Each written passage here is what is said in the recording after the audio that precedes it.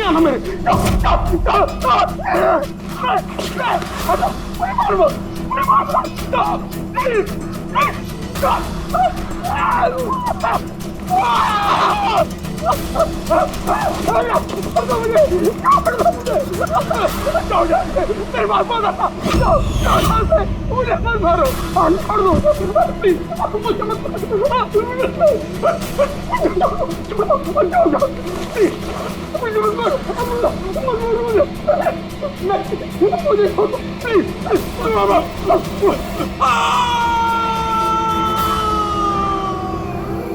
छोड़ दो मुझे, मारो मत मुझे।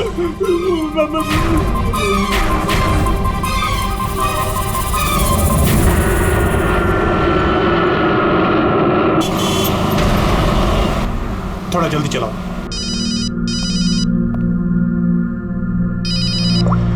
Hello, ACP Pradyuman. सर, एक खून हुआ है। खून हुआ? कौन बोल रहा है? शहर के मशहूर बिजनेसमैन जयंतीलाल जी का खून। जयंतीलाल जी का खून हुआ? कौन बोल रहा है ये? देखिए सर, मैं कौन बोल रहा हूँ ये इम्पोर्टेंट नहीं है। इम्पोर्टेंट ये है कि सेठ जी का खून हुआ है और उनके घर वाले उनकी बॉडी को अंतिम संस्कार के लिए लेकर जा रहे हैं। देखिए सर, अगर बॉडी जल गई तो खूनी कभी नहीं पकड़ा जाएगा। अब देरी मत कीजिए प्लीज, जल्द से जल्द जाकर बॉडी जलाने से रोकिए। हेलो, आप कहाँ से बोल रहे हैं? कौन है आप? हेलो। Damn it.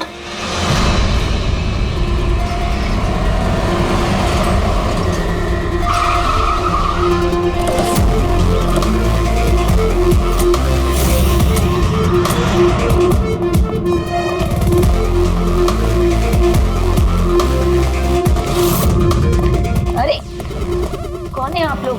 ऐसे कैसे घर में अंदर आ रहे हैं? हम लोग सीआईडी से हैं। घर के सारे लोग कहाँ हैं?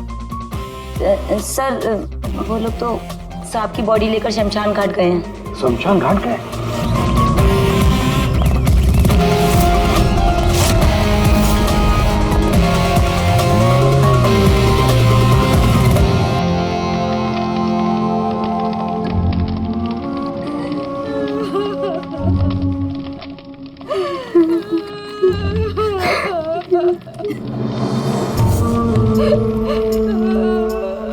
क्या बताऊं मैं, यकीन नहीं हो रहा कि जयंती भाई अब हमारे बीच नहीं है। 15 साल पुरानी दोस्ती थी मेरी। वो तो मेरे बड़े भाई जैसे थे। पता नहीं ये सब कैसे अचानक से हो गया।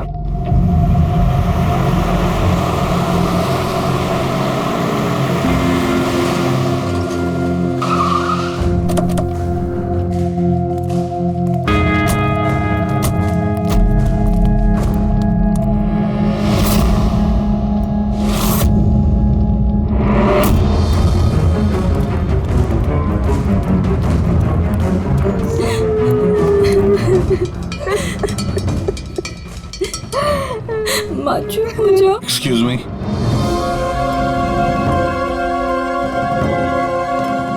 देखिए हम लोग सीआईडी से हैं। जयंतीलाल जी के परिवार वालों से मिलना चाहते हैं। मैं जयंतीलाल जी की पत्नी दीपा। दीपा जी, हमें पता है ये सही समय नहीं है पूछताछ करने की, मगर क्या करें, वो जयंतीलाल जी की मौत के बारे में हमें कुछ पूछताछ करनी है। पूछिए, क्या पूछना चाहते हैं आप लोग? आप सुशील जयंती, उनका बड़ा बेटा। सुशील जी, हमें खबर मिली है कि आपके पिता की मौत एक नेचुरल डेथ नहीं थी, उनकी हत्या हुई है। क्या? ये कैसे हो सकता है? हम डॉक्टर सूरज, मैं जयंतीलाल का फैमिली डॉक्टर हूँ। मैंने ही कल रात उनको चेक करके उन्हें डेथ सर्टिफिकेट दिया था। He died a natural death। ये सही कह रहे हैं। जयंती भाई की मौत सभी घर वालों के सामने ही तो हुई थी, और इतने सालों से मेरा इस परिवार से रिश्ता है, वो लोग झूठ क्यों बोलेंगे? तो आप लोगों ने इतनी जल्दी में बॉडी क्यों जला दी? तो क्या ये भी गुनाह है? इतने महीनों से पिताजी बीमार थे, कितने इलाज किए, कितनी कोशिशें की, नहीं बचे वो। देखिए, हमें इंफॉर्मेशन मिली है कि जयंतीलाल जी की हत्या हुई है। क्या? हमने आपके पड़ोसी से भी पूछा, उन लोगों ने भी कल रात जयंतीलाल जी के चिल्लाने की आवाज सुनी थी।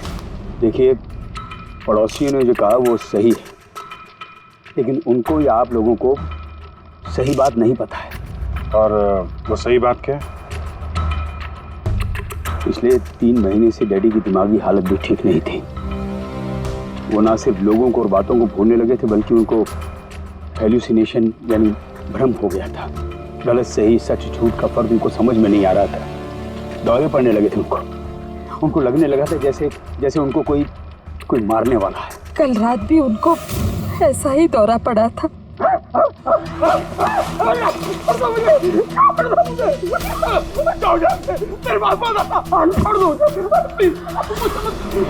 शांत, कूल। इंजेक्शन गई। Fast, come fast. डैडी, शांत, रिलैक्स। कुछ नहीं होगा। बच्चों की तरह क्यों जिद कर रहे हो? सुशील जी, उनका स्लीव ऊपर करो।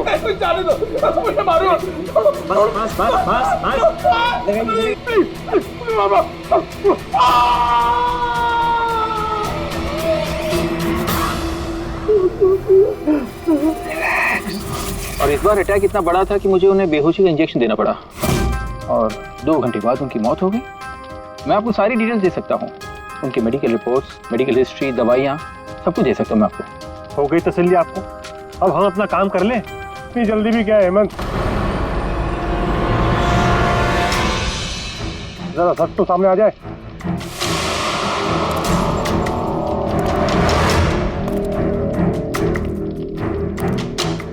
आप सर, मेरा नाम मोहन, मैं जयंतीलाल जी का वकील। मैंने आपको फोन किया था सर। मोहन जी, आपको ऐसा क्यों लगता है कि जयंतीलाल जी की हत्या हुई है? मेरे शक की वजह है उनकी वसीयत। लेकिन ऐसा क्या है इस वसीयत में? सब कुछ, कि उनकी जायदाद में से किसको कितना हिस्सा मिलेगा। उससे क्या फर्क पड़ता है? हम सब एक फैमिली हैं, किसी को छोटा किसी को बड़ा शेयर मिलेगा, यही ना? दैट्स ओके, कोई फर्क नहीं पड़ता है। अगर जयंतीलाल जी की मौत नेचुरल ना होकर मर्डर साबित हुई तो आप में से किसी को भी उनकी जायदाद का कोई हिस्सा नहीं मिलेगा। Nothing at all. ऐसे कैसे हो सकता है? मुझे बराबर याद है कि 1 साल पहले उन्होंने मेरी सलाह लेकर ही ये वसीयत बनाई थी और उसमें तो ऐसा कुछ भी नहीं लिखा था। दीपा जी, 3 महीना पहले उन्होंने नई वसीयत बनवाई थी। ये क्या बोल रहे हैं आप? ये कैसे हो सकता है? ये सब कुछ बकवास है। अरे पिताजी आपको कब मिले? आप तो 3 महीने से हमारे घर पे आए नहीं और पिताजी भी 3 महीने से घर के बाहर निकले ही नहीं। तो फिर? हेमंत, वो खुद मेरे ऑफिस में आए थे 3 महीना पहले। दीपा जी, 3 महीना पहले उन्होंने नई वसीयत बनवाई थी। ये क्या बोल रहे हैं आप? ये कैसे हो सकता है? ये सब कुछ बकवास है। अरे पिताजी आपको कब मिले? आप तो 3 महीने से हमारे घर पे आए नहीं और पिताजी भी 3 महीने से घर के बाहर निकले ही नहीं।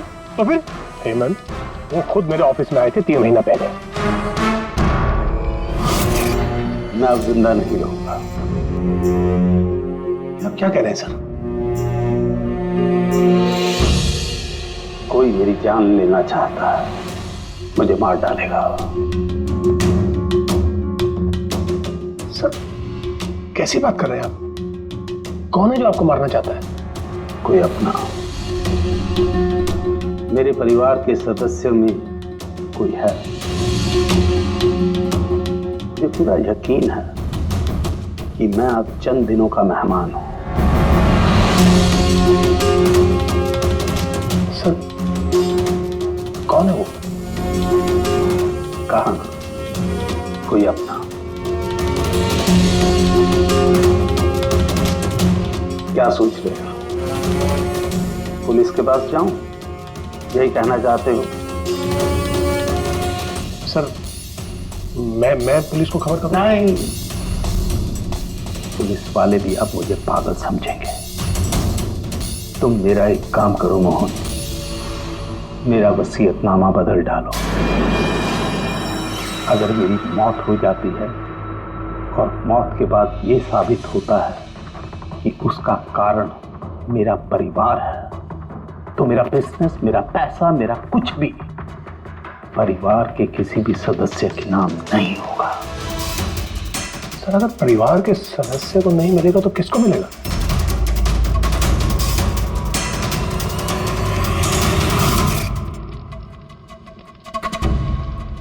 हमें नहीं तो किसे मोहन? जायदाद किसको मिलेगी? और सीआईडी को।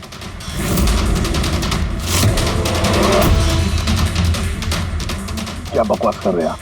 जी सर, अगर जयंतीलाल जी की मौत हत्या साबित होती है तो उनकी सारी जायदाद जो कि लगभग 5,000 करोड़ है वो सीआईडी को और पुलिस वेलफेयर डिपार्टमेंट को मिलेगी। ये क्या मजाक कर रहे हैं आप? ऐसा कैसे हो सकता है? हो सकता है अगर उनकी मौत हत्या साबित हुई तो।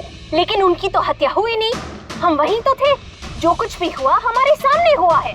उनकी हत्या हुई है या नहीं वो हम पता लगा लेंगे। अरे आप कैसे पता लगाएंगे? बॉडी तो है ही नहीं। बॉडी जल चुकी तो क्या हुआ, राख तो है।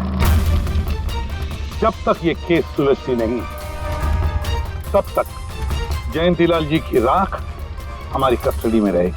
अरे लेकिन सॉरी मैम।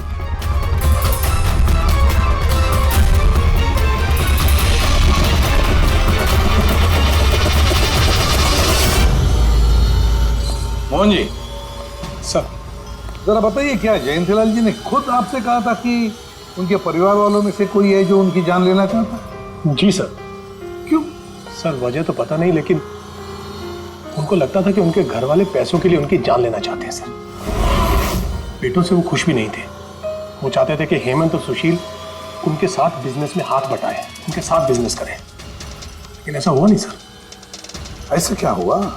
सर दोनों ने अपना अलग अलग बिजनेस शुरू किया लेकिन उसे भी चला नहीं पाए। और हेमंत सर वो तो एक नंबर का अय्याश निकला। उसने सेठ जी के सारे पैसे उड़ा दिए। सर बाप बेटे में हमेशा खटर पटर चलती रहती थी, कभी बनी नहीं बाप बेटे में। बनती नहीं थी, मगर हम बाप बेटे तो थे। मुझे पैसों की बहुत जरूरत थी, लेकिन इसका ये मतलब थोड़ी है कि मैं अपने पिता को ही मार दूंगा। मार भी सकते हो। आखिरकार दुनिया में आधी से ज्यादा गुनाह तो पैसों के लिए ही होते हैं। फिर तो सुशील भैया की वजह मुझसे बड़ी थी।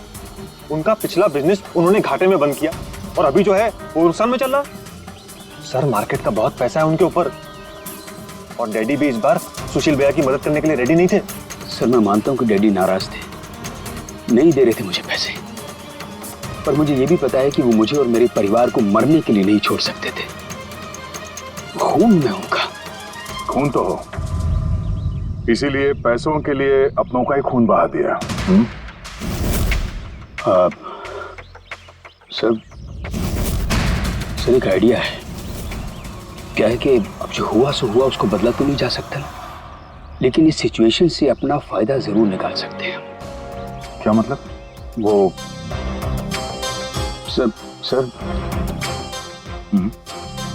आप ये मामला सुलझा दीजिए। मान लीजिए कि नेचुरल डेथ थी, अब वसीयत के हिसाब से पैसे सीआईडी और मुंबई पुलिस की जगह हमें मिलेंगे जो उसके असली हकदार हैं। नहीं, आप लोगों का जो नुकसान हुआ होगा वो हम आपस में समझ लेंगे ना।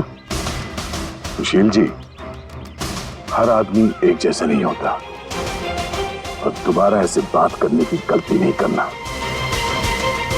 समझे? तुम अपनी दादाजी से बहुत करीब थी ना? दादाजी मुझे बहुत प्यार करते थे। हम दोनों बेस्ट फ्रेंड्स के जैसे थे, एक दूसरे से सारी बातें शेयर करते थे।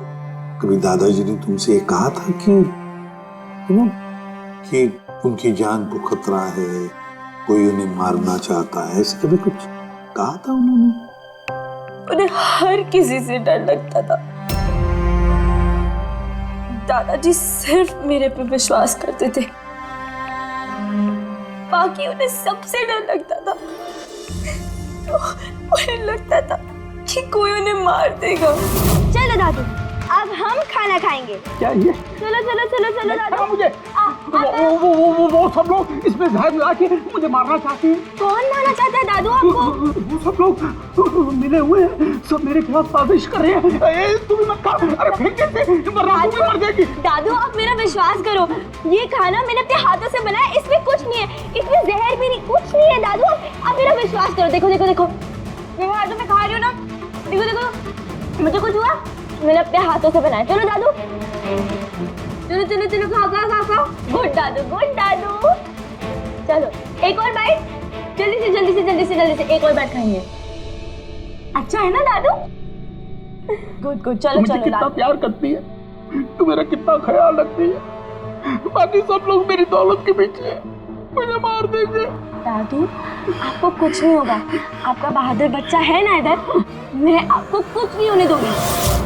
देखो अब तुम घर जाओ, जाओ, और देखो किसी भी चीज की जरूरत पड़े तो मुझे फोन करना, ठीक है?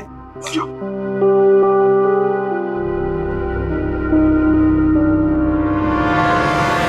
हाँ सारुके, बता क्या निकला राख में से? बॉस, राख में से बड़ी जबरदस्त बात निकली है। हालांकि इस राख ने मुझे कम परेशान नहीं किया, लेकिन मैंने भी इसका मुंह खुलवा ही लिया, है ना? तो फिर बता दे यार। बताता हूं। तारिका। हाँ सर, हमने इस राख का स्पेक्ट्रोस्कोपी टेस्ट किया, फिर रिपोर्ट से बात साबित हो गई है बॉस कि जयंतीलाल की मौत नेचुरल नहीं है, जयंतीलाल को मारा ही गया। क्या कहा तुमने? जयंतीलाल की मौत नेचुरल डेथ नहीं थी? नहीं। कैसे समझे? कैसे मारा? लार्सनिक से। लार्सनिक? जयंतीलाल की राख में हमें लार्सनिक मिला है बॉस। राख में से लार्सेनिक? सर कुछ केमिकल्स और हेवी मेटल्स, धातु ऐसे होते हैं जो जलने पर भी नहीं खत्म होते। लार्सेनिक उनमें से एक है, इसलिए लाश के पूरी तरह जल जाने के बावजूद उसमें मौजूद लार्सेनिक जलाने और राख में ऐसे ही रहा। लेकिन एक बात समझ में नहीं आ रही है कि अगर जयंतीलाल की मौत लार्सेनिक की वजह से हुई है तो फिर उसके फैमिली डॉक्टर सूरज को ये पता कैसे नहीं चला? पता कैसे नहीं चला? उसने नेचुरल डेथ का सर्टिफिकेट इश्यू किया ही कैसे और क्यों? बॉस, अगर लार्सनिक जैसा जहरीला केमिकल इंसान के शरीर में एक साथ बहुत ज्यादा मात्रा में पहुंचा दिया जाए तो इंसान की तुरंत मौत हो जाती है, लेकिन अगर यही जहर धीरे धीरे थोड़ी थोड़ी मात्रा में उसके शरीर में पहुंचाया जाए तो उसकी मौत एक साथ एकदम नहीं होती है। पहले उसकी याददाश्त जाती है, फिर उसे अजीब अजीब से सपने आने लगते हैं, उसे हेलुसिनेशन होने लगता है, भ्रम होने लगता है, फिर पागलपन के दौरे पड़ते हैं। और जयंतीलाल के साथ ये सब कुछ हो रहा था। लार्सनिक? जी हाँ, लार्सनिक। और इससे ये साबित हो गया कि जयंतीलाल जी की मौत बीमारी से नहीं बल्कि उनका खून किया गया। लेकिन ये किया किसने? वही पता करने हम लोग यहाँ हैं। अभिजीत, जयंतीलाल जी का कमरा चेक करना पड़ेगा। Okay sir.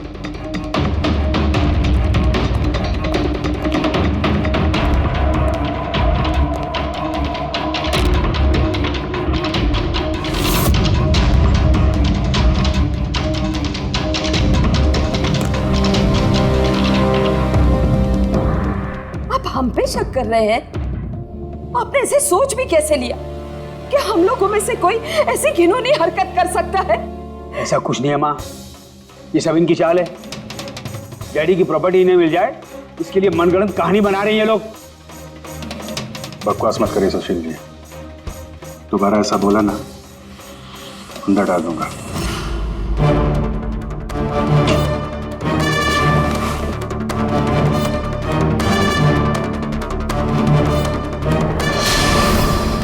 आप धमकाकर हमें चुप करा सकते हैं लेकिन कुछ साबित नहीं कर सकते। एग्जैक्टली। आप लोग ये सब कुछ इन 5,000 करोड़ के लालच में कर रहे हैं ना? बोल चुके आप लोग, अब बस सीआईडी को अपना काम करने दीजिए। क्या मजाक नहीं चल रहा है? एक आदमी का खून हुआ है, खून। आप सबकी भलाई इसी में है कि हमारे साथ कोऑपरेट करें।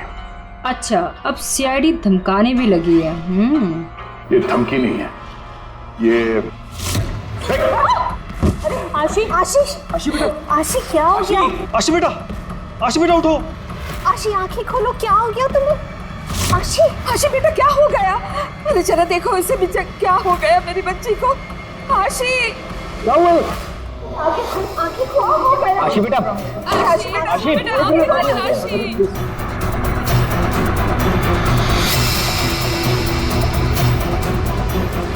क्या हो गया आशी? आशी इसे हॉस्पिटल ले जाना पड़ेगा फौरन। हाँ पंकज, क्या? माय गॉड, ये अच्छा ठीक है। क्या हुआ? ये डॉक्टर सूरज ने आशी के कुछ टेस्ट किए थे, पता चला कि उसके खून में भी लार्सेनिक है। लेकिन सर, लार्सेनिक आशी के खून में पहुंचा कैसे होगा? सर ऐसी कोई कॉमन चीज जो जयंती लाल जी और आशी दोनों के कांटेक्ट में आई हो? खाना। अब आशी ने बताया था ना कि कुछ दिनों से जयंती लाल जी का खाना वो खुद टेस्ट कर रही थी। नहीं बस खाना नहीं, ये कुछ और है। ये सालू के साहब, ये आपको कैसे पता चला? बताता हूं, बस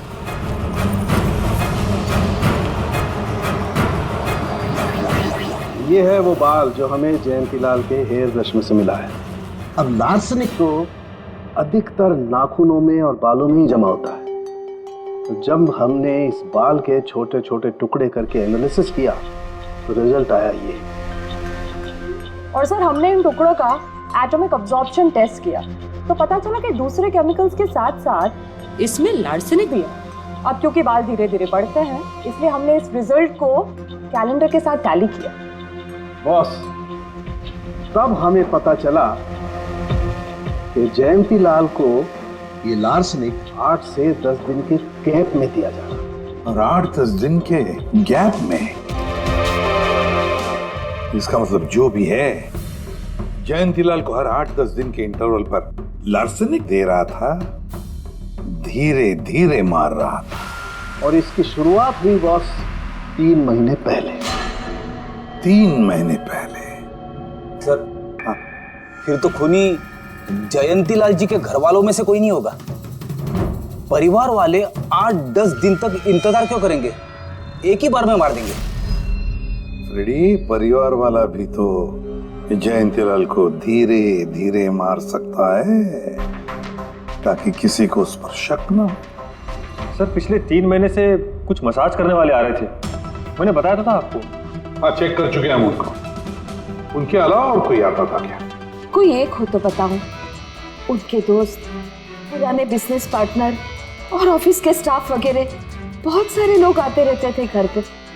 जी, डैडी बहुत सोशल थे, लोगों से मिलना जुलना, पार्टीज में जाना उनको बहुत अच्छा लगता था। इसीलिए जब उन्होंने बाहर जाना बंद कर दिया तो लोग उनसे मिलने घर पर आने लगे। लेकिन इन लोगों को हम अच्छी तरह से जानते हैं सर, इनमें से कोई ऐसा नहीं कर सकता है। भाभी देखिए ना, ये कैसा निशान लगा है। 4 बार धोया, 4 बार छुटाया, फिर भी नहीं हट रहा। अरे ठीक से धो ले, साफ हो जाएगा। अरे भाभी कितनी बार रगड़ा, नहीं जा रहा। और जाएगा भी नहीं, क्योंकि ये दाग खून का है। खून? जी हाँ। सुनिए, आपके कुर्ते पे ये खून का दाग कहाँ से आया? आपको कहीं चोट लगी है क्या? क्या हुआ आपको? मुझे नहीं पता। अरे मुझे मेरे कुर्ते पर कहाँ से आया? मैं खुद हैरान हुआ था कल जब मैंने इसे देखा। तो कल लगी आपको ये चोट? नहीं, मुझे कोई चोट नहीं लगी। हाँ, जब मैं कल लोगों से मिल रहा था तब ये खून का दाग लगा मुझे।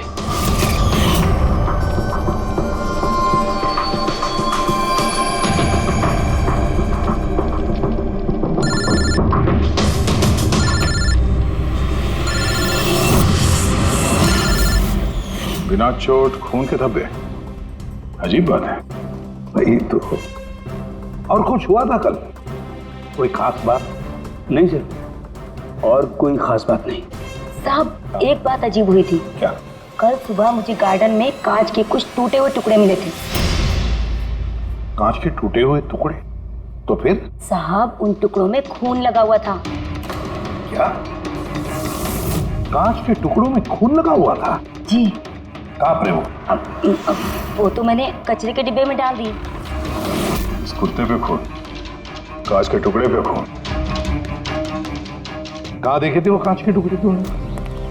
ये देखिए, यहाँ पर मिले थे मुझे कांच के टुकड़े। यहाँ पर? जी।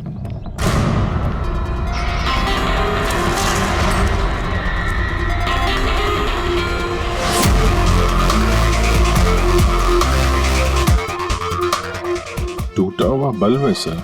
बल्ब का टुकड़ा मिला क्या उसको? काम करो अभिजीत, इस घर में जितनी भी लाइटें हैं, लैंप्स हैं, सब चेक करो, देखो कोई बल्ब गायब है क्या।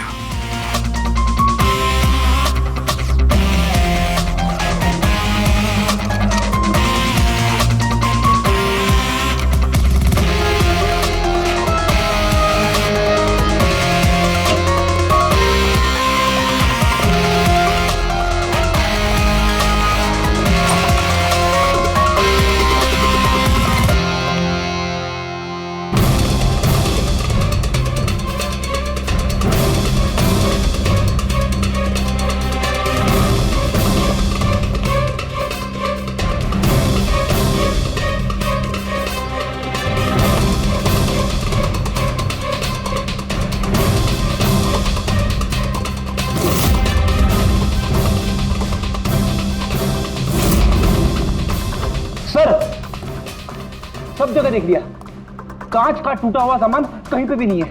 सर कुछ नहीं मिला।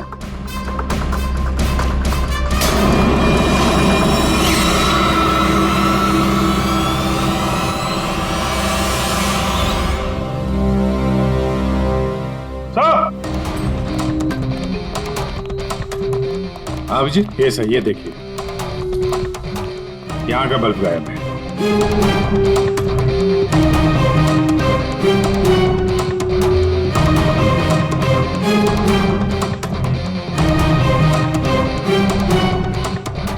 बड़ी अजीब बात है, ये लैंप तो बिल्कुल ठीक था।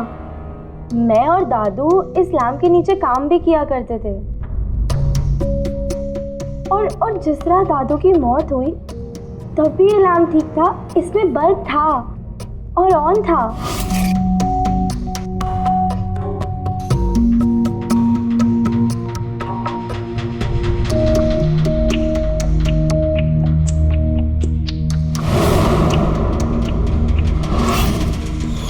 तो फिर इस लैंप से बल्ब अचानक गायब कैसे हो गया?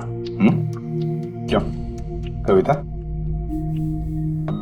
नहीं साहब, मुझे कुछ नहीं मालूम कि बल्ब कैसे गायब हुआ, किसने निकाला, मैं कुछ नहीं जानती। लेकिन सर ये बल्ब कोई गायब करेगा क्यों? सर इस बल्ब का और इस लैंप का कुछ ना कुछ तो लेना देना है इस केस में।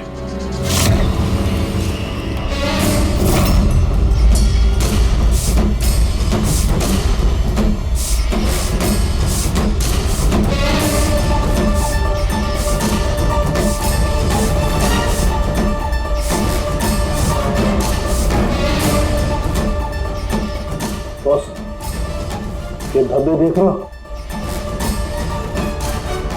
ये धब्बे लार्सनिक के हैं। लेकिन ये लार्सनिक के धब्बे पूरे लैंप पर कैसे है? बॉस, हुआ ये होगा, खूनी जयंतीलाल जी के घर पे आता होगा हर 8 या 10 दिन में। नमस्ते साहब। साहब ऊपर है अपने कमरे में।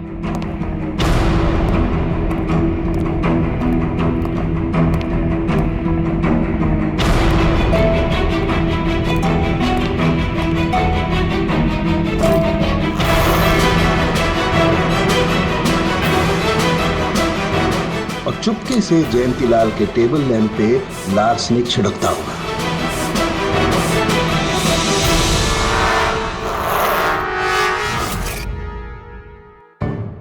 शायद जयंतीलाल जी हमेशा इस टेबल पर बैठ करके काम किया करते थे।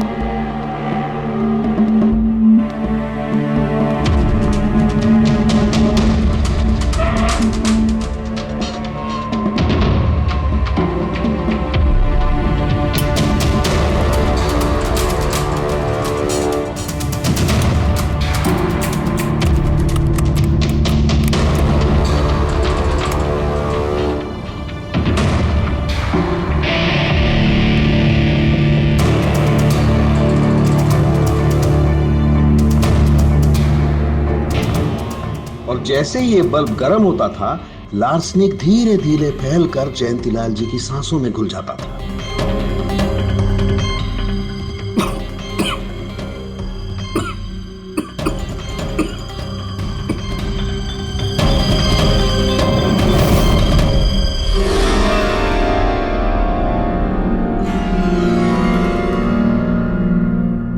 सालों के साथ आशी को लार्सेनिक का इतना असर क्यों नहीं हुआ?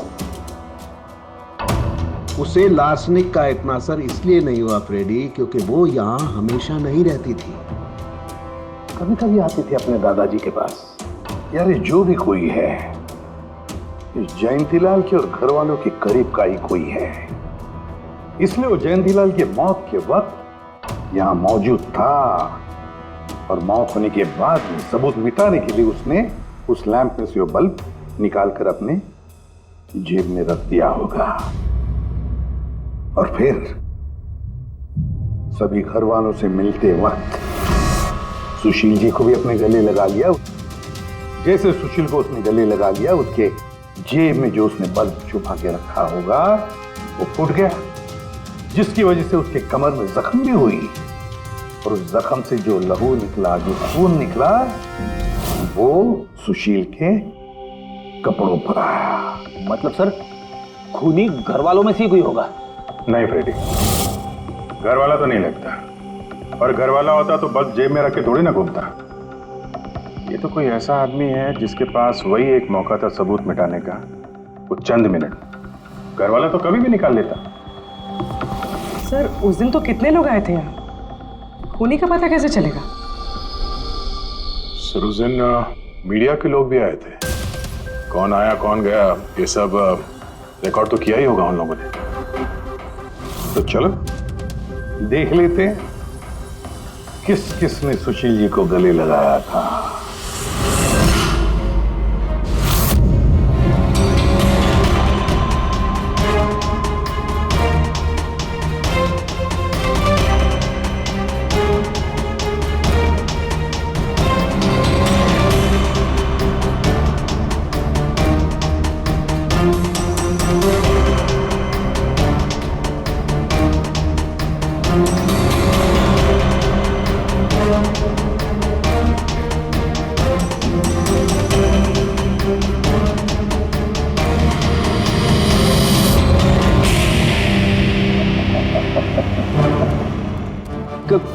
क्या हुआ सर, खूनी का पता चल गया?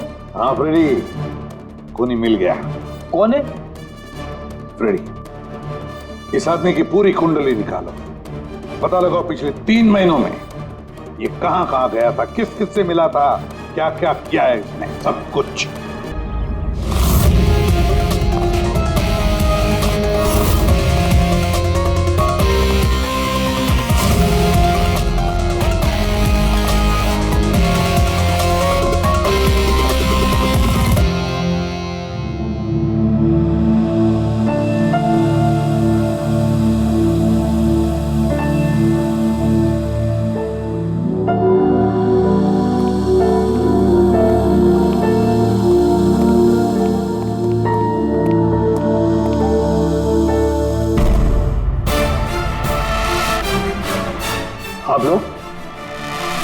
आप लोग फिर यहाँ हैं? खूनी का तो पता चला नहीं होगा, कुछ छानबीन रहेगी होगी। नहीं सुशील जी, कोई छानबीन नहीं बची है, खूनी का पता चल गया, और खूनी अभी इसी वक्त यहाँ हम सब के बीच मौजूद है। क्या? कौन है वो?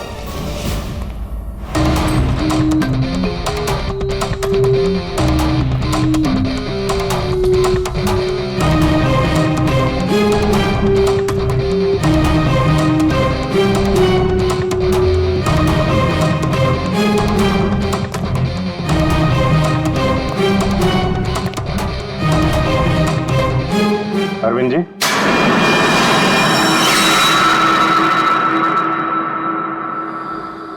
जरा उठेंगे आप? मैंने क्या किया? अरविंद जी, आपने क्या किया इसका तो पता हमने लगा ही दिया। बस अब आपके कारनामे हम आप ही के मुंह से सुनना चाहते हैं। क्या बकवास है ये? आप मुझ पर इल्जाम लगा रहे हैं। आपको क्या लगता है कि मैंने जयंती को मारा? अभिजीत, मौका मिला था, मान जाते तो सबके सामने कपड़े नहीं उतरते। तेरा एक कुर्ता उठाना। क्यों? अरे उठाओ सर। क्यों?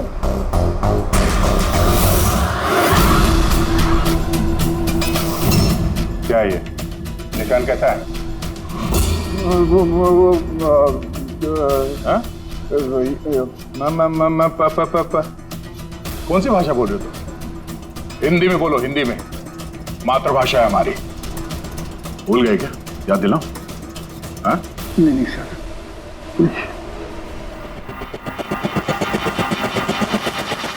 बताता हूँ।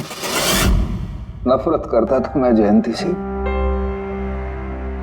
5 साल पहले हमने एक बिजनेस शुरू किया था। आज ये इतना बड़ा 5000 करोड़ का एम्पायर है ना, वो मेरे मेहनत की कमाई थी। मैंने अपनी जिंदगी की सारी जमा पूंजी इस बिजनेस पे लगाई थी, पर जयंती की नीयत में खोट थी। उसने मुझे धोखा दिया, मुझे मेरी कंपनी से निकाल दिया। तब मैंने सोचा कि जब मौका मिलेगा तो मैं इसका हिसाब चुकता करूंगा। और वो मौका तुम्हें मिला 3 महीने पहले एडवोकेट मोहन के ऑफिस में, जहां पर जयंतीलाल जी भी आए थे और तुमने चुपके से उन दोनों की बातें सुन ली थी। अगर मेरी मौत हो जाती है और मौत के बाद ये साबित होता है कि मेरी किसी ने हत्या की है, तो मेरा बिजनेस, मेरा पैसा, कुछ भी मेरे परिवार के किसी भी सदस्य को नहीं मिलेगा। सर, अगर परिवार के सदस्य को नहीं मिलेगा तो किसको मिलेगा? CID को, जो मेरा मर्डर इन्वेस्टिगेट करेगा। मुझे लगा अच्छा मौका है। जयंतीलाल को मारूंगा मैं और शक जाएगा उसके परिवार पर। और इसीलिए तुमने जयंतीलाल की तरफ दोस्ती का हाथ बढ़ाया, एक नया प्रपोजल लेकर। क्यों? मेरे दिमाग में एक आइडिया था जिसके लिए मेरा उसके घर बार बार जाना जरूरी था।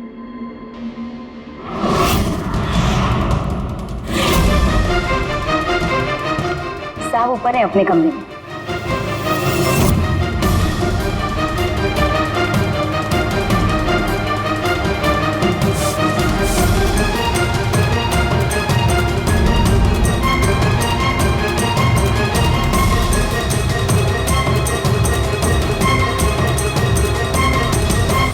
लेकिन ACP साहब, आपको इन पे शक कब हुआ? दीपा जी, जयंतीलाल जी की अंत्येष्टि के दिन जो मीडिया कवरेज हुआ था, जो मीडिया वालों ने वीडियो फुटेज लिया था, उसकी मदद से जयंतीलाल जी के अंत्येष्टि के दिन घर के बाहर जो इन्होंने कुर्ता पहना था, शमशान भूमि पर वो कुर्ता बदल दिया गया था, क्योंकि उस पर खून जो लगा हुआ था। क्यों Arvind ji?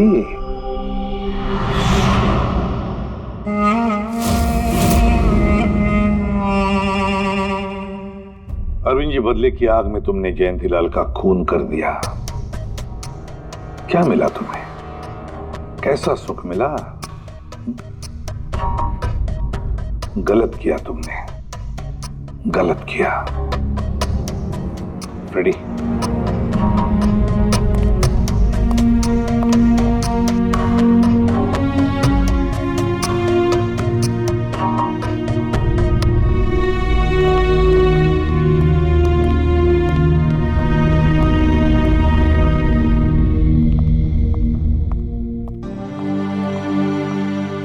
You sir, thank you very much, and we are sorry, हम लोगों ने आपको काफी बुरा भला कहा। दरअसल हमें लगा कि पैसों के चक्कर में आप हम परिवार वालों को इस केस में कल्प्रिट बनाने की कोशिश कर रहे हैं। नहीं, कोई बात नहीं। ACP साहब, मैं मेरे पति की अंतिम इच्छा पूरी करना चाहती हूँ। सीआईडी और पुलिस वेलफेयर फंड में मैं डेफिनेटली डोनेट करूंगी। Thank you very much, thank you. Thank you so much sir कि आपने मेरे दादू को इंसाफ दिलाया। God bless you.